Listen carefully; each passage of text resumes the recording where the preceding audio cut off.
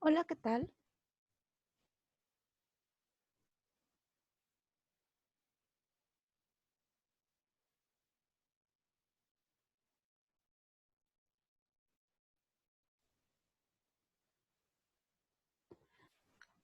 Hola, ¿qué tal? En esta ocasión vamos a estar desarrollando la lectura de Eva Salgado sobre la construcción del corpus de análisis del discurso. Bien, ya vamos a estar comenzando a entrar un poco a la teoría, pero también a la parte de la metodología. Y en análisis del discurso hay dos formas de poder realizarlo. Uno es la cuantitativo y otro es lo cualitativo. En lo cuantitativo, el único modelo que existe es el que se le llama análisis de contenido, que lo vamos a ver próximamente. Y desde el lado cualitativo hay una amplia gama de ofertas teórico-metodológicas y es dependiendo mucho del autor que ustedes revisen, es la forma de análisis que ellos van a estar presentando para poder hacer un análisis del discurso. Gran parte de lo que implica hacer un análisis del discurso es tener que construir un corpus de investigación.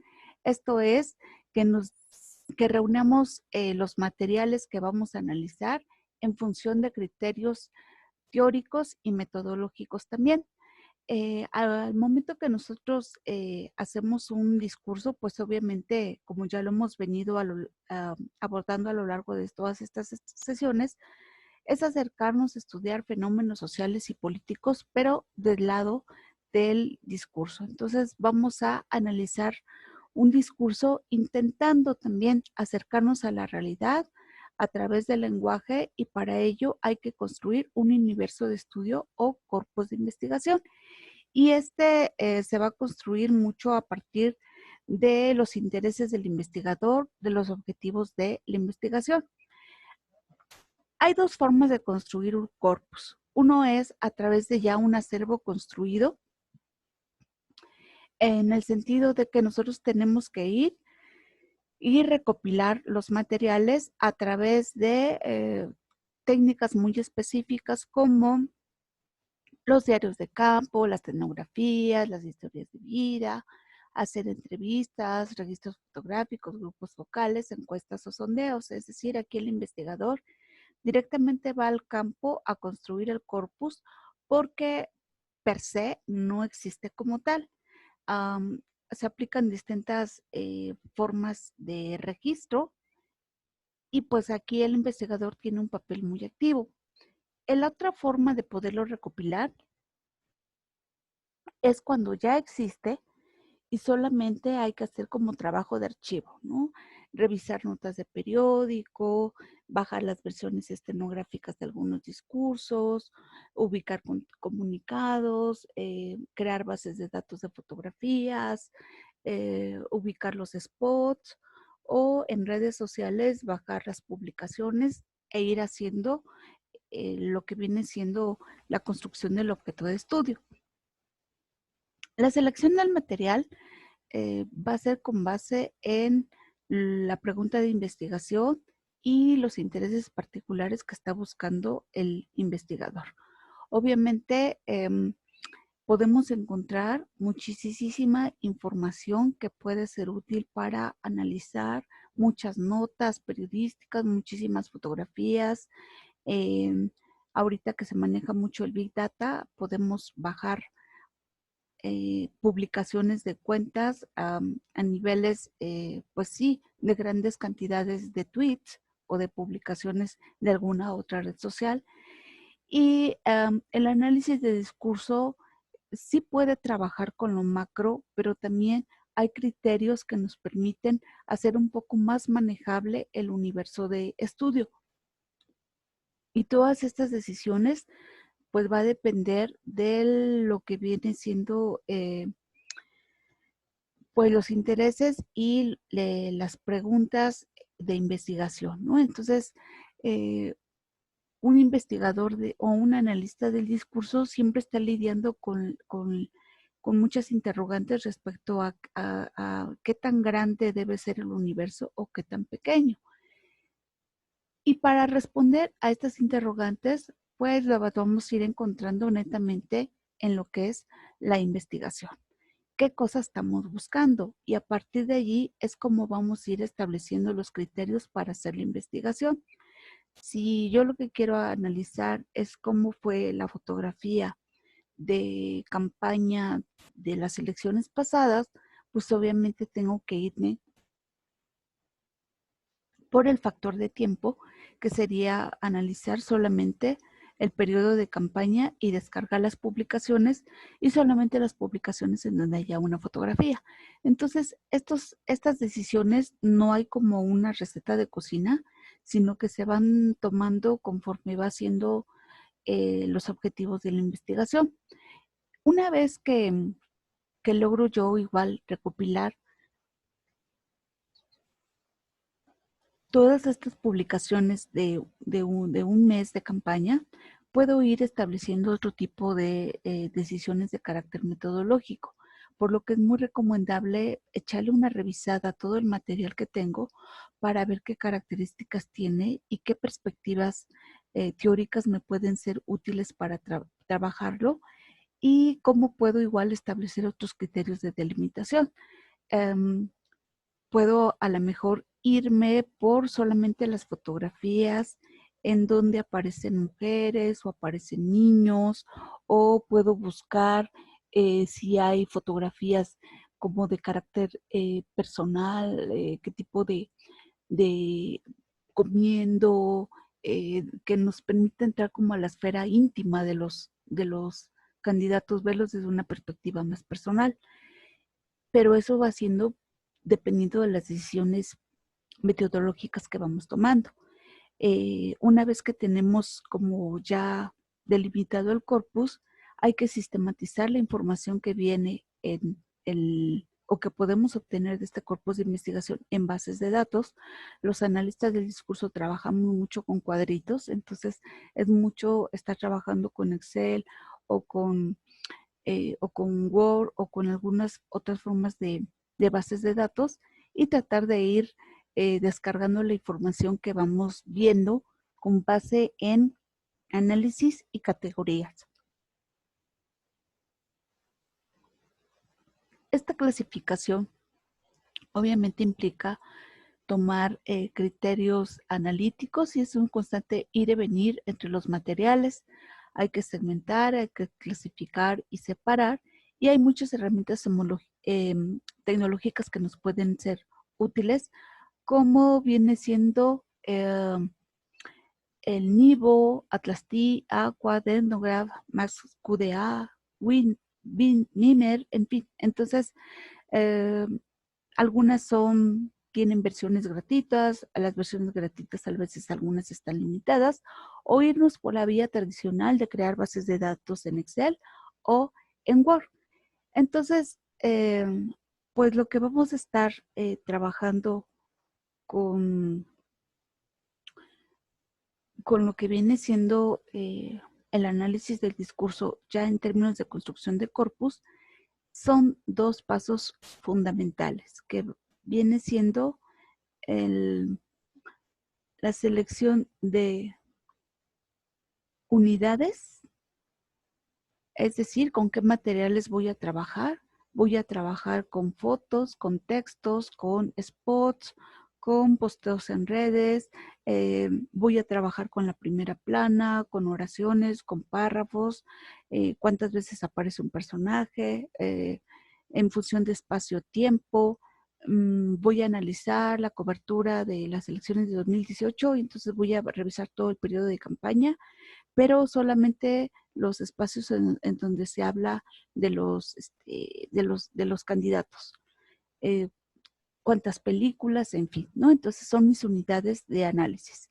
Después tengo que ver qué categorías voy a analizar el tema, por decir, el tema de seguridad pública, que es enorme, y verlo en un periódico sería saturarse de muchas notas. Entonces, a lo mejor nada más las notas que aparecen en primera plana, ¿no? Entonces, y que tengan que ver con seguridad pública, pero seguridad pública también es un mundo. Entonces, a lo mejor solamente voy a revisar las de trata de personas, ¿no? Entonces, todo esto me va a ir permitiendo ir aterrizando mi universo de estudio.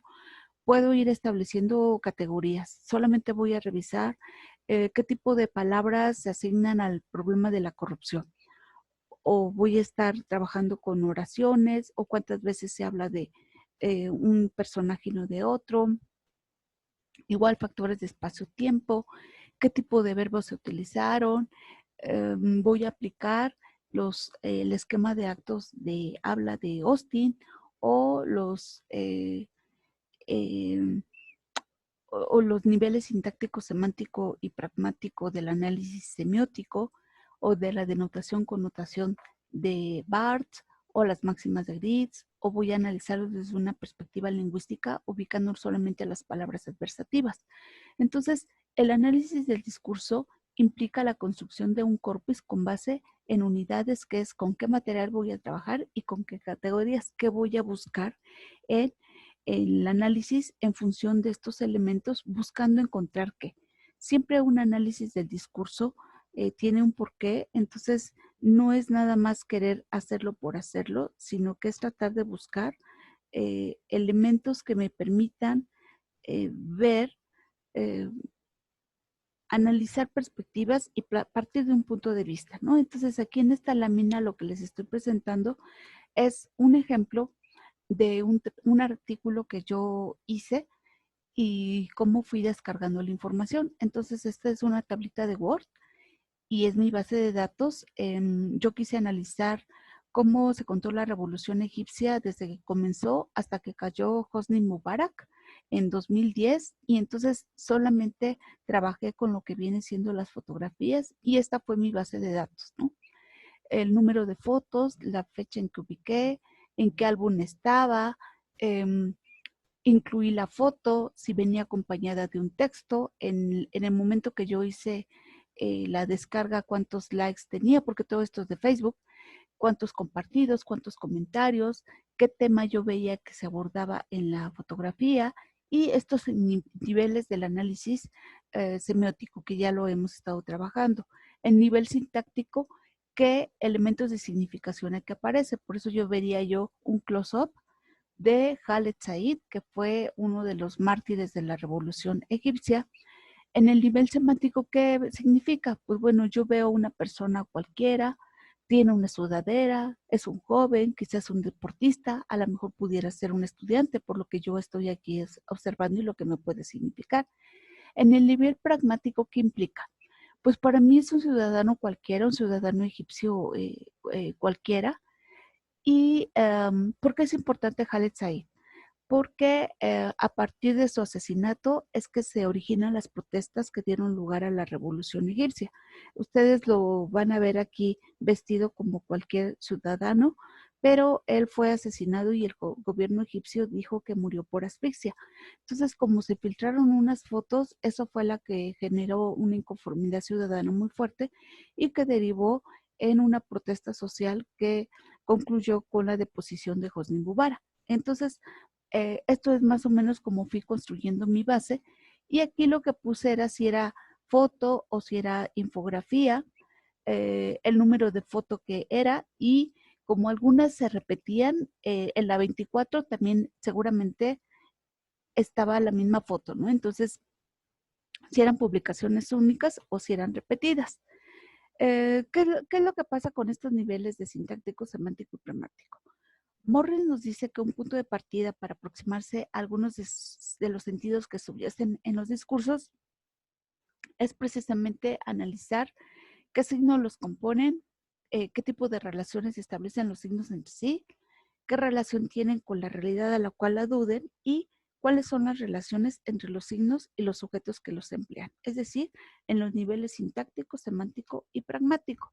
El nivel sintáctico que ya les expliqué es eh, un nivel descriptivo en donde yo describo qué es lo que veo, qué signos lingüísticos están allí, qué tipo de relación existe entre los signos que están en ese mensaje. En el nivel semántico es su significado, es la relación entre los signos y la realidad designada, y en el nivel pragmático es qué significa en contexto, la relación entre los signos y el sujeto que lo utiliza o el sujeto que el contexto en el cual este mensaje va a adquirir otro tipo de connotación u otro tipo de significado. Entonces, este nivel pragmático es ya un nivel interpretativo en donde tengo que ver a la parte contextual. Entonces, aquí en este nivel sintáctico yo veo una playa y veo un, como un monumento de alguien que está estirando los brazos. Ese es el nivel sintáctico. Ese es el objeto que yo veo. En el nivel semántico, yo lo que estoy viendo es un Cristo que es en una playa de Brasil y pues obviamente alude a una creencia religiosa, es un símbolo de la religión católica y esta posición que tiene de los brazos abiertos como me significa que es un Cristo que da la bienvenida a todos y que está esperando a todos, ¿no? De esa forma, ¿no? También me puede referir a la crucifixión desde el terreno semántico. Y desde el nivel pragmático implica qué me significa. Si yo soy creyente, seguramente igual me voy a persignar o voy a tener mucho respeto por por esta figura porque en contexto significa muchísimo, ¿no? Entonces, pero igual puede pasar que soy turista y no soy creyente, entonces lo voy a interpretar como una figura religiosa, pero hasta allí se queda mi nivel de significación, ¿no? Entonces, eso es como estos niveles sintácticos, semántico y pragmático. ¿Cómo puedo comenzar el análisis? Puedo ir analizando los actores que aparecen en el discurso, qué tipo de acciones están haciendo los actores a través de las imágenes o a través de los verbos que yo le estoy asignando a esos actores, eh, el cómo se presentan los discursos que tiene que ver con la modelización, si hay picada, contrapicada, si hay long shot, close up, en fin, todo esto que ya les habíamos visto en lo que era el discurso visual, o puedo ir analizando las figuras retóricas. Las figuras retóricas también no solamente están en texto, están en imagen y les dejo esta búsqueda en internet. Si ustedes le dan clic, pueden ver que hay algunos ejemplos sobre figuras retóricas en publicidad para que igual se vayan familiarizando con algunas de ellas. Y esta es otra gráfica que viene en la lectura que explican estos niveles que yo les estaba comentando. Lo que vemos aquí arribita es el nivel sintáctico. Yo veo el conjunto de signos que los puedo describir perfectamente, pero en lo profundo que está en la superficie está lo semántico, que es el significado, y ya en lo profundo está el pragmático. ¿Qué significan estos signos cuando ya identifico quién lo dice, a quién lo dice, en qué contexto me acerco a las condiciones de producción y de enunciación de ese discurso, a la parte subjetiva de ideología, de valores, intenciones, en fin? Entonces, yo quiero que vayan viendo muy bien estos niveles sintáctico, semántico y pragmático para que más adelante igual podamos ir aplicándolos a algún trabajo de análisis del discurso. Entonces, ya una vez que yo clasifiqué y que hice esta base de datos, puedo ir sacando gráficas de esta índole que me van a permitir ver de una manera mucho más esquemática qué opera en la parte de la profundidad de los discursos y que pueda yo sacar el mensaje connotado y qué realmente están queriéndome decir.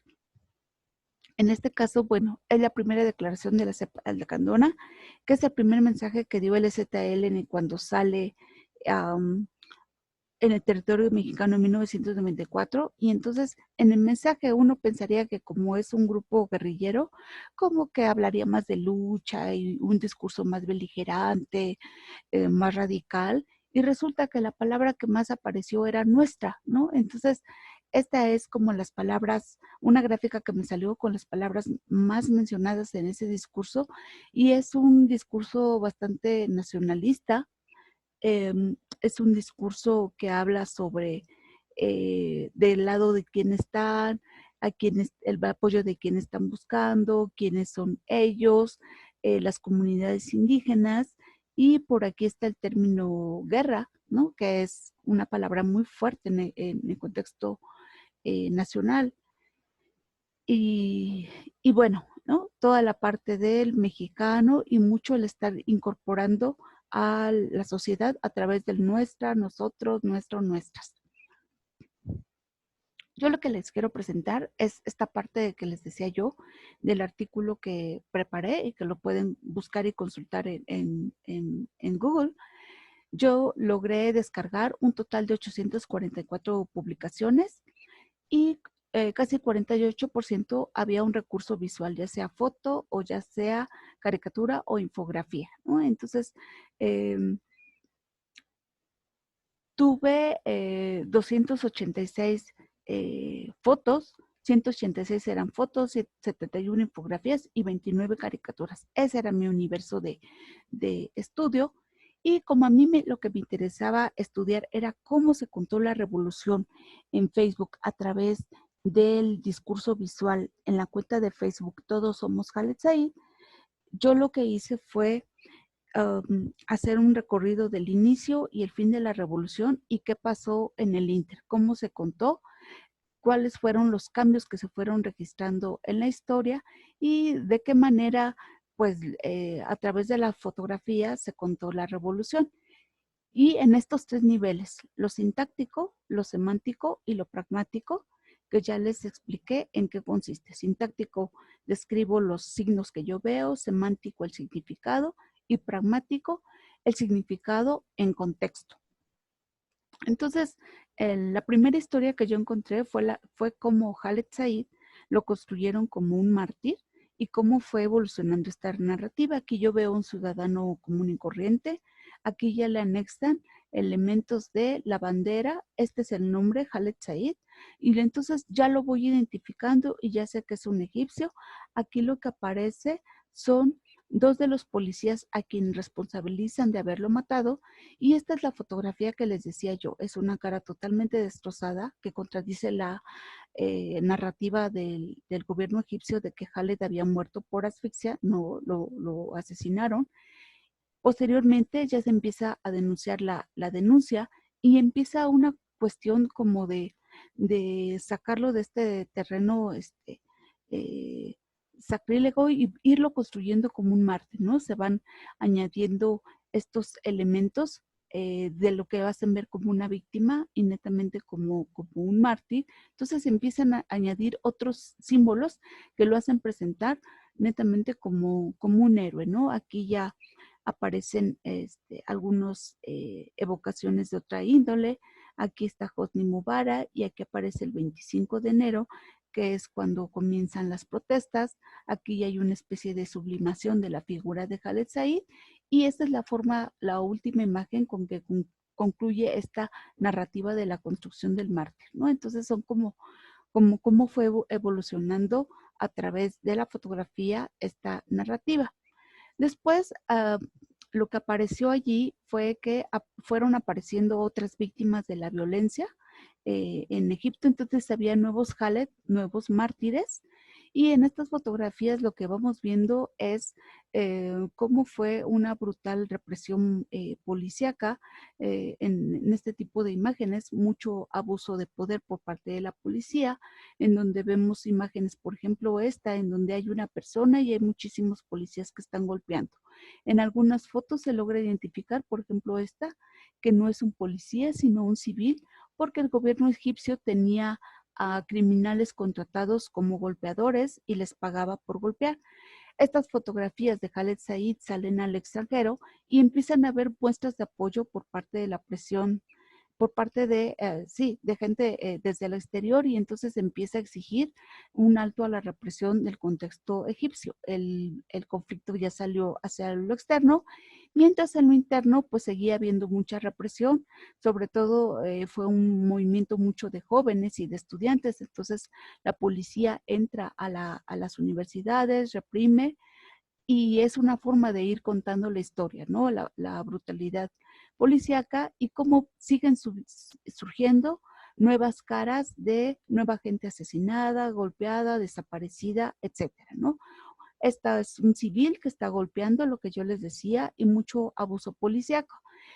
Ya como a la mitad del periodo empiezan a aparecer los primeros nombres. Este es Javid al-Dalí, que es como el secretario de Gobernación, y empiezan a denunciarlo como un torturador. Siguen habiendo muestras igual de represión, y esta fotografía es de cómo pues la gente se empieza a indignar, y a pesar de que había toque de queda, la gente empezó a salir a las calles a protestar, ¿no? Igual el apoyo internacional seguía creciendo. Esta es la foto eh, que más compartidos tuvo, que es un concierto donde hubo de Roger Waters en Florida, y en donde entre todas las víctimas de injusticia, aquí aparece Khaled Said, ¿no? Entonces, fue mucho el apoyo internacional. Recordarán que la primera revolución que se gestó en Medio Oriente fue la de Túnez, y esa logró tumbar a un dictador, y esta es la primera foto que aparece cuando esa noticia tiene lugar. En Túnez está triunfando la revolución, y en Egipto aparece esta fotografía que es de una camioneta policíaca donde los policías mismos están bajando a saquear tiendas para generar más caos y por eso más represión contra los egipcios. Y este hecho va a ser fundamental para cambiar la narrativa, porque entonces la gente comienza a tener esperanza de que si es posible en Medio Oriente tumbar un dictador, y se añaden elementos de nuevos mártires y de patriotismo, y convocar a la primera concentración del 25 de enero, que va a ser muy importante porque recuerden, hay un toque de queda, entonces la población no puede salir, y es prácticamente convocarlos a desafiar a la autoridad. Entonces ya vemos a una sociedad con signos fortalecidos de triunfo, mucho nacionalismo, de emociones. Había muchas fotos de niños que aparecían o que iban a las manifestaciones, el simbolismo y el poder simbólico del triunfo de la revolución en Túnez. Y entonces vean, hay expresiones como de júbilo, de festejo, de victoria, y eso obviamente empodera o empoderó mucho a la sociedad egipcia, y se cambia totalmente la narrativa de cómo se contó en la fotografía, porque ya dejan de aparecer los mártires, y es más estas expresiones de mantengámonos en lucha, sigamos adelante. Y estas fueron las dos imágenes más publicadas, ¿no? Esta es una caricatura, y aquí dice libertad, y es lo mismo, ¿no? Simbólicamente es el triunfo de la revolución, la Plaza Tahrir llena de gente todo el tiempo, desafiando el estado de sitio, pues muchísima gente participando. Y es obviamente fue la imagen más publicada. Y vean, aquí ya aparecen a la sociedad que ya está reaccionando, ya no nada más les está recibiendo los golpes, sino que ellos también están enfrentándose a los policías. Entonces, de alguna forma, hay un proceso de empoderamiento social. Hay mujeres que están participando en las manifestaciones, y parecería que la protesta social se convirtió como un espacio de convivencia familiar y carácter pacífico, cómo la sociedad se va apropiando del espacio público de otra manera, y cómo los niños como que significaban mucho la esperanza de una sociedad egipcia diferente, ¿no? Aquí ya empiezan a aparecer imágenes de la caída de Hosni Mubarak, entonces ya se estaba pronosticando que el presidente iba a tener que salir.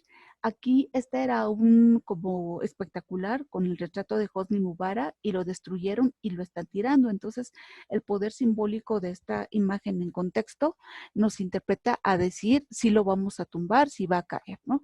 Y esta caricatura en donde es que todo lo que es el activismo que se hizo en Internet de hombres y mujeres, o aquí la pueden ver, pues a través de las redes sociales también va a influir mucho en la salida de Hosni Mubarak.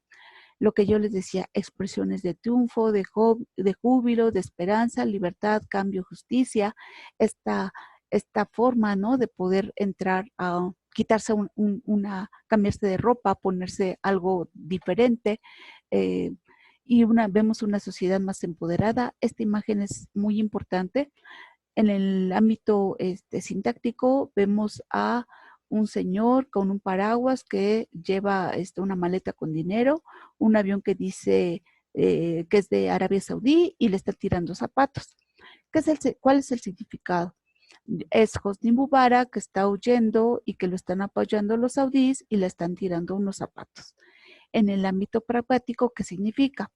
Que es un dictador que está huyendo, por eso se está llevando el dinero, que es un dictador que se mantuvo todo el tiempo ahí en Egipto por el apoyo que tuvo del gobierno saudí, y estos zapatos que le están quitando en el contexto de los países árabes, el zapato te protege de las impurezas, entonces cuando te avientan un zapato, te están echando todas las impurezas del mundo y es una ofensa grandísima en el mundo oriente, Medio Oriente, que alguien te aviente el zapato.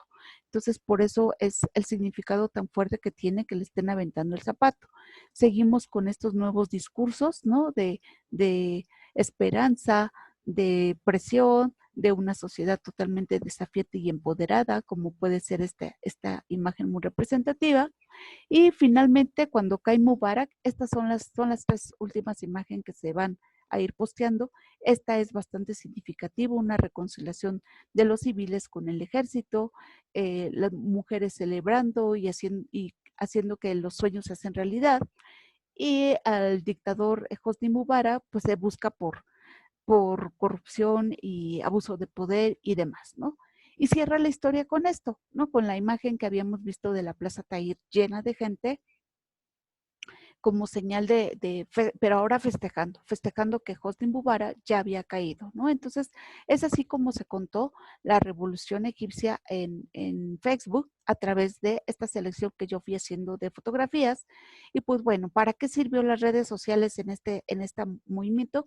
Fue para denunciar el abuso de poder, presentándote evidencias, contradiciendo el discurso oficial, generando sinergia entre la población y pues mucho involucrando a la gente compartiendo sus experiencias. Los discursos, pues bueno, reflejaron este proceso de empoderamiento que fue viviendo la sociedad egipcia y evidenció la desacralización que hubo del poder porque hubo una total ridiculización de Hosni Mubarak, como ustedes lo van viendo en las imágenes, y cómo pasamos del discurso del miedo a un discurso esperanzador, un discurso de la denuncia, de eh, la esperanza, y cómo, pues bueno, hubo muchos mensajes de alientos externos y llamado a persistir, ¿no? Mucho apoyo para que no desistiera la sociedad egipcia y lograra su cometido. Bueno, pues hasta aquí queda mi exposición. Si hay alguna duda, lo puedes exponer en el foro de dudas. Muchas gracias.